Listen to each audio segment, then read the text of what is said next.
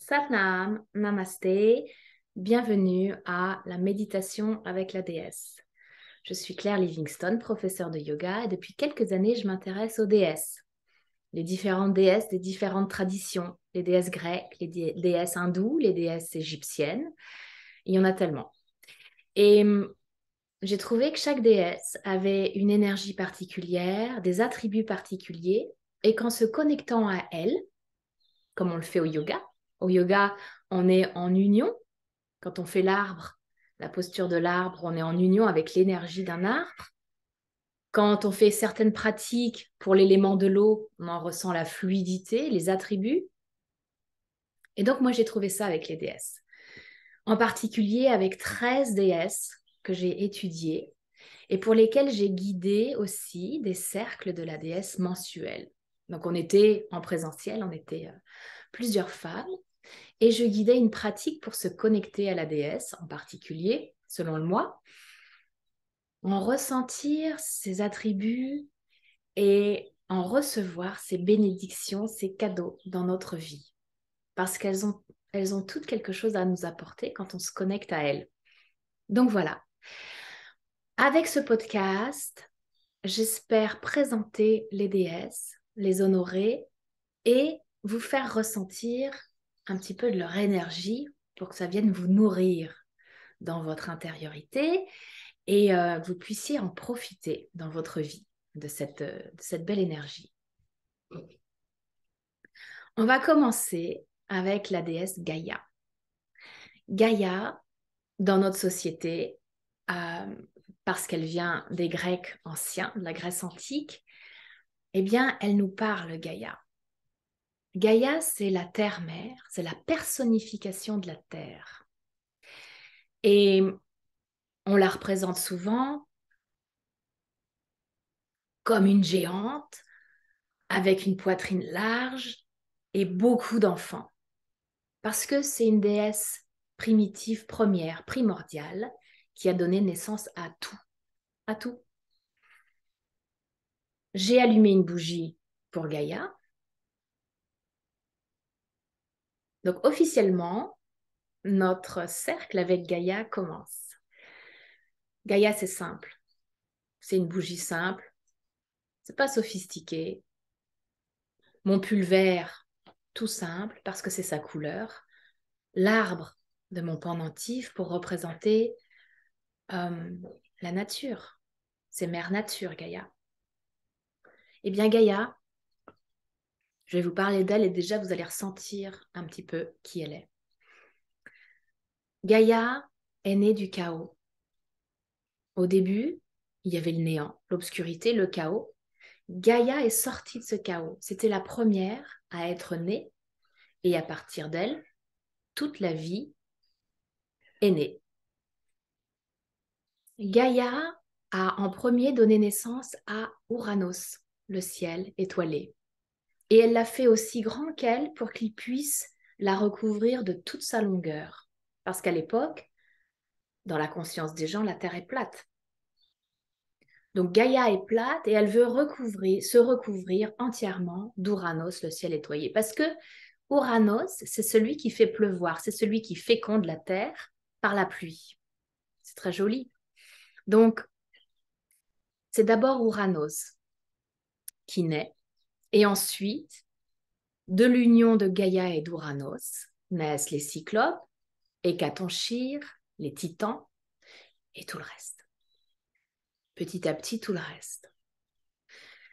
Gaïa, c'est la fertilité, indissociable de sa fertilité. On peut faire appel à Gaïa quand on se sent dans une sécheresse créative. On n'arrive plus à créer. Et puis, Gaïa, elle encourage toute créativité, toute création.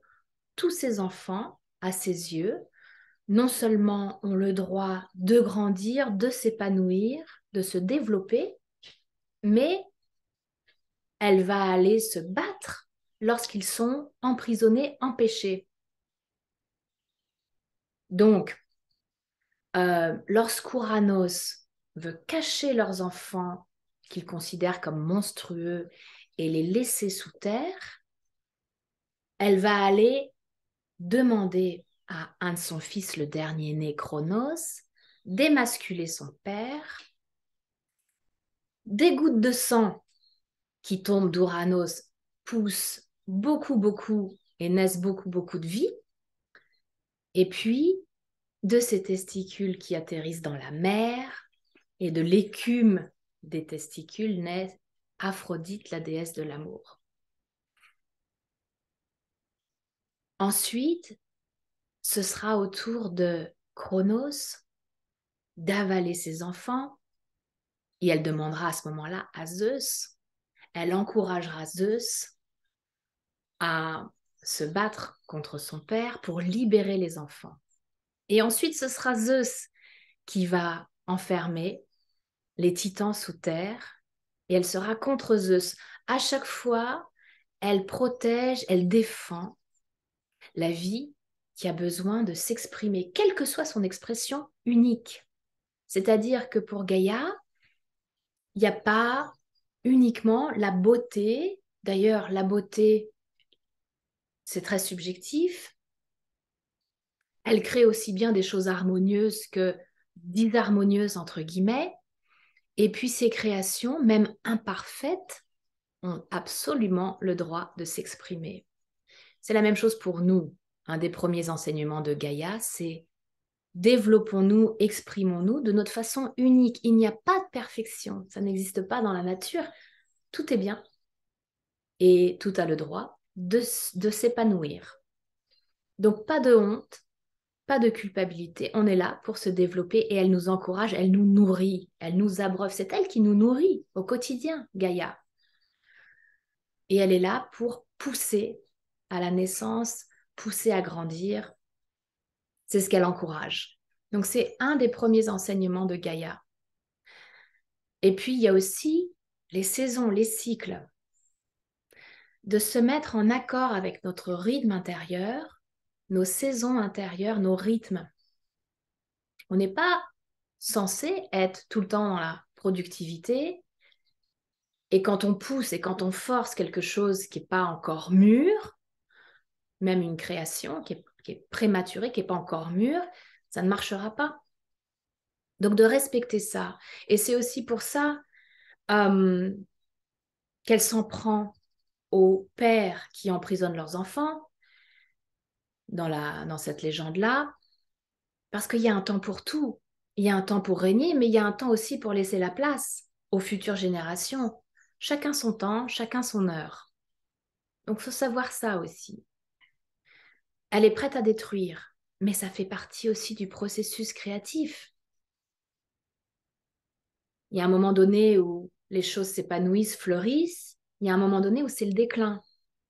D'accepter ça aussi. Donc, il y a une acceptation radicale de la vie telle qu'elle est et de la vie en nous telle qu'elle est et de ce que nous sommes. Voilà. Un des enseignements ou plusieurs des enseignements de Gaïa. Aujourd'hui, je vous propose une petite pratique pour se connecter à Gaïa. Donc, installez-vous au sol. Installez-vous au sol. Si vous êtes en extérieur, encore mieux. Les pieds nus, parfait. Déjà, vous aurez cette pratique d'ancrage. On va placer les mains, ou les bouts des doigts au moins, au sol. On va faire quelques respirations. Fermez les yeux.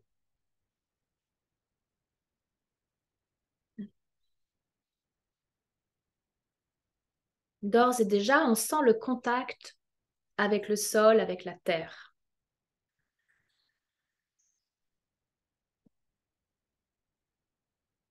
On va descendre dans notre conscience vers le bas du corps, les points de contact avec le sol, ce qu'on appelle le premier chakra, périnée, qui nous permet l'ancrage à la terre. Et l'ancrage à la terre, oui, il y a des pratiques d'ancrage, bien sûr, qu'on fait avec le bas du corps. Mais l'ancrage à la terre, c'est surtout le plaisir de l'incarnation. C'est surtout être content d'être là, sur terre. On est encouragé dans notre existence. Si on est là, c'est qu'on est soutenu dans notre existence, sinon on ne serait déjà plus là. Donc, reconnaître ça, qu'on est encouragé à exister sur Terre en ce moment et y prendre plaisir.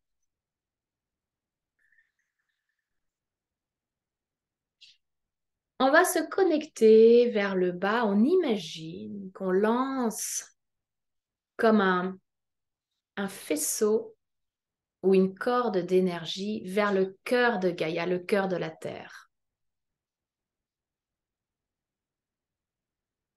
On imagine ce cœur de la Terre au centre de la Terre, qu'on va descendre chercher dans notre conscience, dans notre imaginaire aussi. Et à chaque fois qu'on expire, on descend vers le cœur de la Terre. Quand on inspire, le cœur de la Terre, ma foi, son énergie remonte vers nous à travers toutes les racines, toutes les radicelles, à travers l'humus, à travers la terre, le sol humide, et remonte jusque vers nous, vers notre premier chakra, base de la colonne, et remonte peut-être même jusqu'à notre cœur à nous. Et on fait plusieurs respirations comme ça. On expire vers le cœur de la terre, toutes les strates, jusqu'au cœur, tel qu'il se présente dans notre imaginaire, ce cœur de la terre. Ça peut être le cœur fondant, la lave, mais ça peut être aussi autre chose.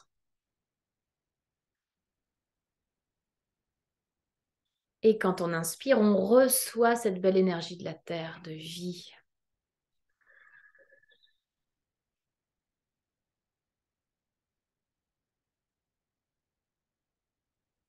On ressent que la terre porte tout le vivant, la végétation, les animaux, les insectes, tout ce vivant qui grouille, qui foisonne, toute cette végétation florissante sur terre, continuellement florissante, qui repousse, qui renaît tout le temps, tout le temps, tout le temps. Et on ressent qu'on fait partie de ce système-là.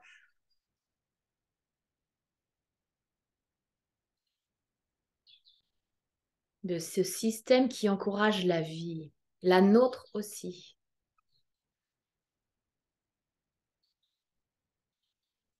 Encore quelques respirations de gratitude pour Gaïa.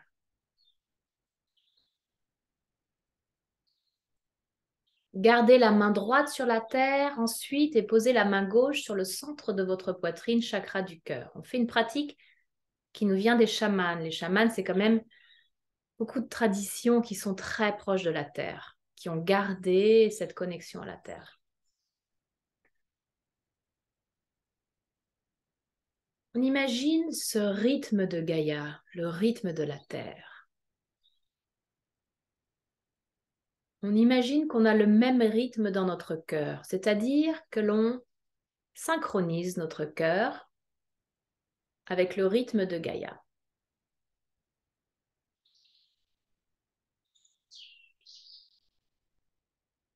D'ailleurs, pour encourager cela, on fait une respiration, on inspire sur 3 temps, on expire sur 5 temps.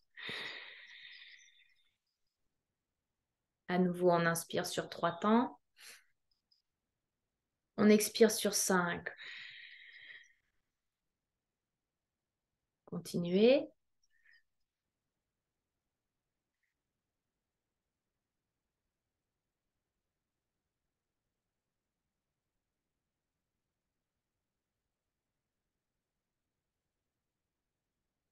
Le message à notre cœur, c'est rassure-toi, tu es ici soutenu sur cette terre, tu es ici en sécurité en ce moment même.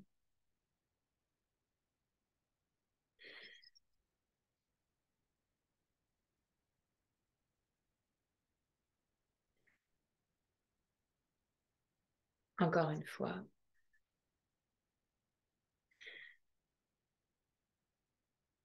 À présent, cette main droite qui était au sol, on la place sur le ventre, le bas du ventre. On continue les respirations 3-5. On inspire sur 3, on expire sur 5.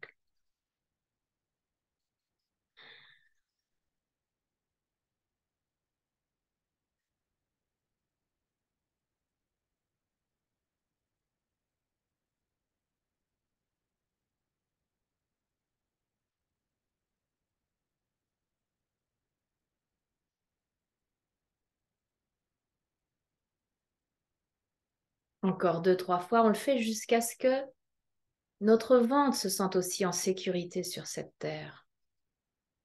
On garde parfois beaucoup de tension en nous, dans notre ventre.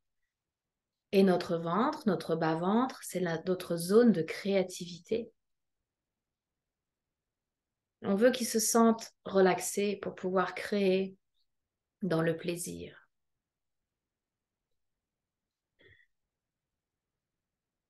Sans peur, ni du jugement, de la critique, de pouvoir créer tout ce qui nous vient à l'esprit.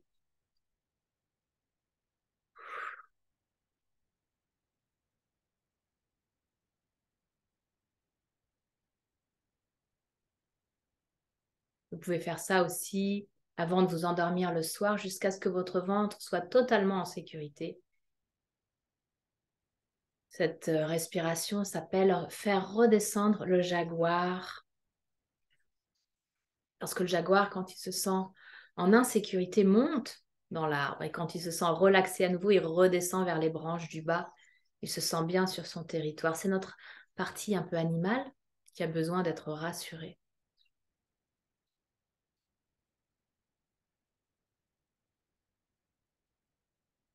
Et puis, on est à quelques jours du printemps. On continue nos respirations avec Gaïa. On pense à toute cette nature qui renaît au printemps dans notre hémisphère nord.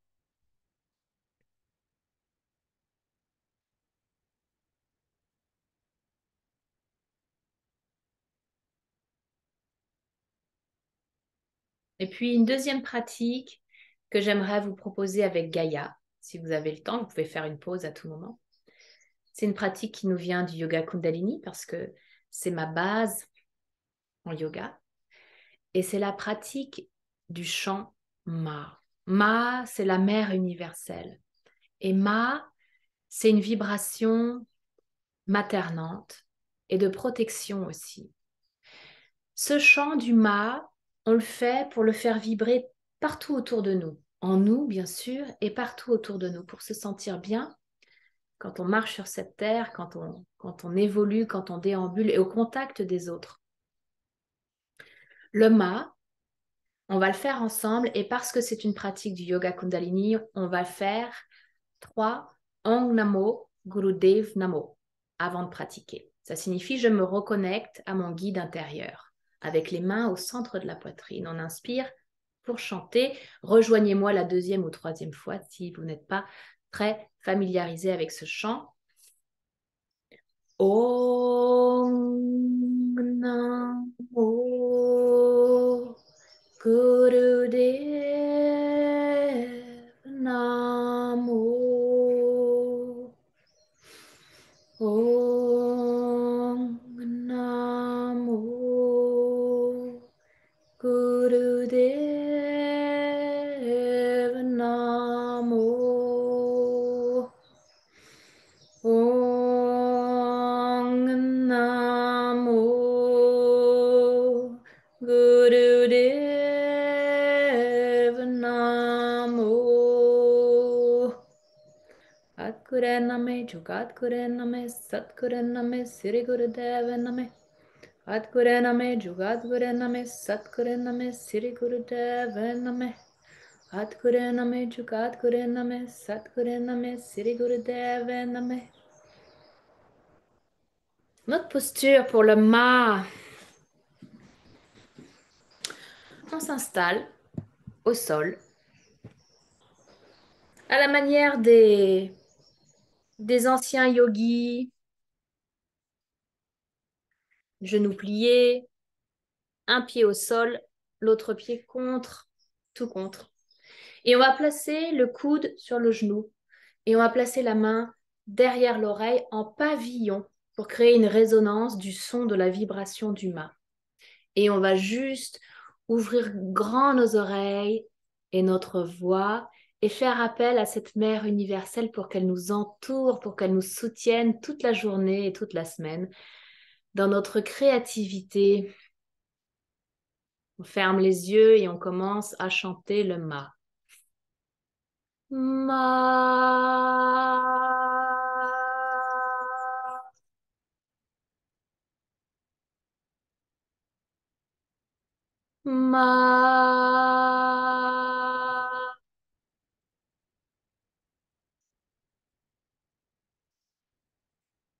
Ma,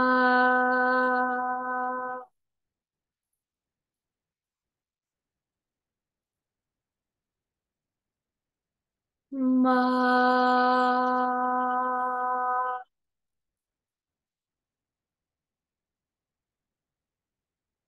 ma,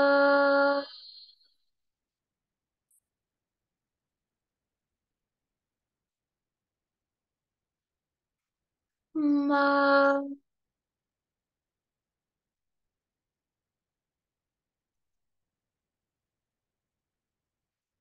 ma,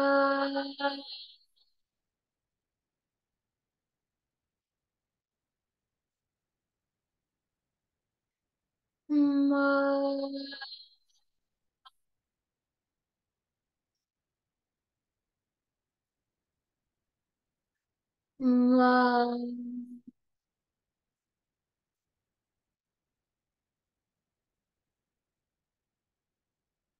ma,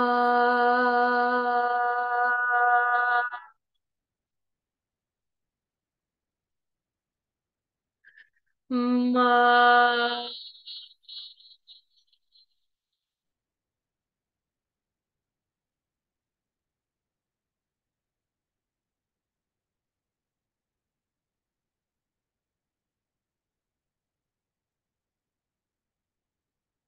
Change de côté. N'hésitez pas à placer la main de différentes manières pour pouvoir bien entendre la résonance. Ma,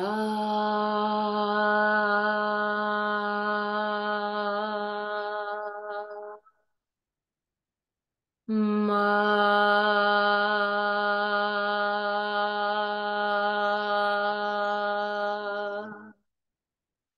ma, ma,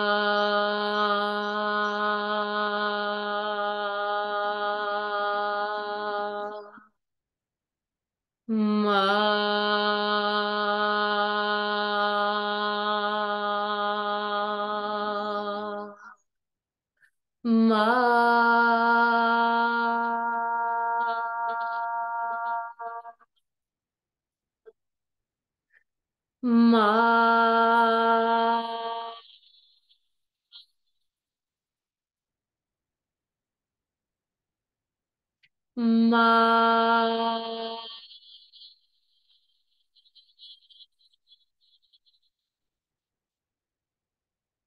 ma,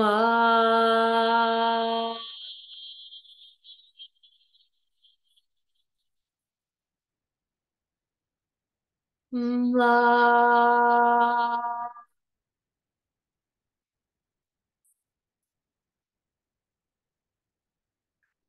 ma,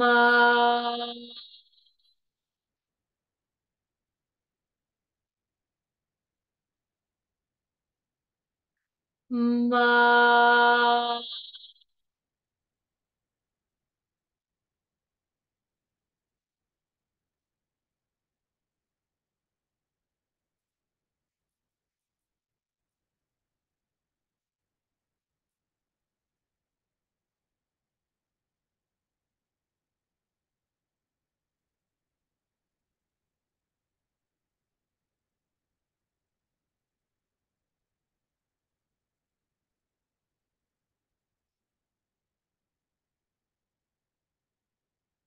Prenez un moment avec cette vibration, parce que la vibration aussi est une graine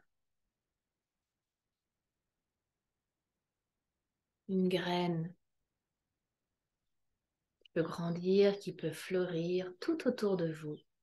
Que la créativité soit encouragée aujourd'hui en vous et autour de vous.